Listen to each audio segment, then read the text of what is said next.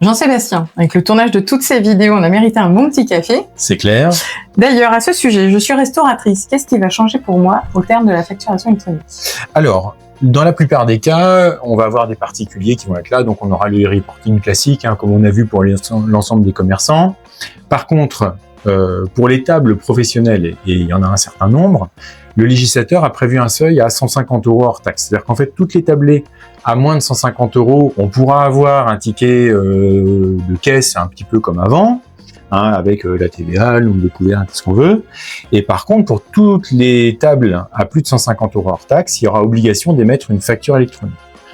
Il y a fort à parier qu'un certain nombre d'entreprises exigent malgré tout d'avoir de la facture électronique, même en dessous du seuil, pour des raisons de simplification administrative, soyons clairs.